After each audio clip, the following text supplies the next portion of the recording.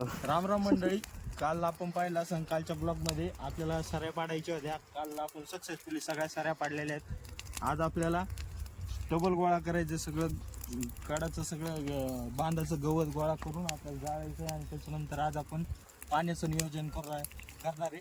तुम्ही जसं बघू शकता आपलं रवी गोविंद सगळी मित्रमंडळी आपली मॉडेलची चालू आहे, गवत काढून राहिली आणि जाळू राहिली.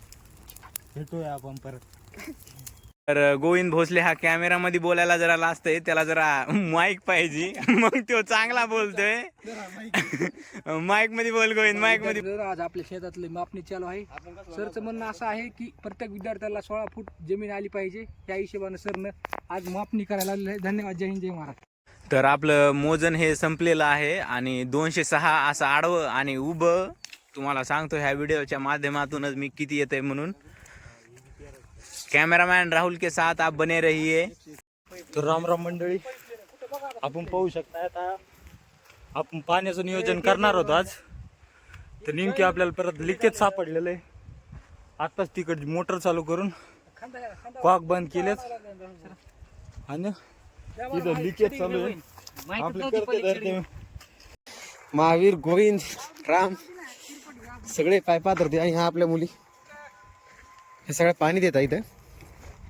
श्रीराम, कसं वाटतं मग आता या गोष्टीबद्दल? आम्हाला पाणी कमी पडलंय सध्या, पाण्याला प्रेशर कमी आहे. त्याच्यामुळे आता इकडे दुसरा जुगाड करून राहिला. आम्ही बोरची मोटर घेतली आता, त्यामध्ये आहे पाईपा लावायच्या आधी हे पाणी चालू आहे आपलं. स्प्रिंकलर सॉरी पण ते जर समुद्राने खाल्ले ते इग्नोर करा. ही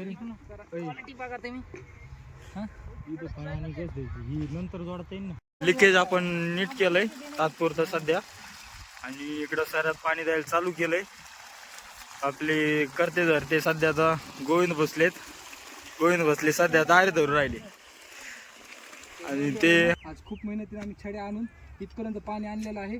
आणि खूप म्हणजे खूप दैन झाली आमची. एक तर कुठं छडी फुटलेली, कुठं काय करा, लिकेज काढा, काय करा, खूप म्हणजे खूप मेहनत करून आम्ही आज शेवटचा स्टेज. तर आपण पुन्हा भेटू आणि पुढची अपडेट आपण उद्याच्या व्हिडिओमध्ये देऊ. बाय बाय, धन्यवाद.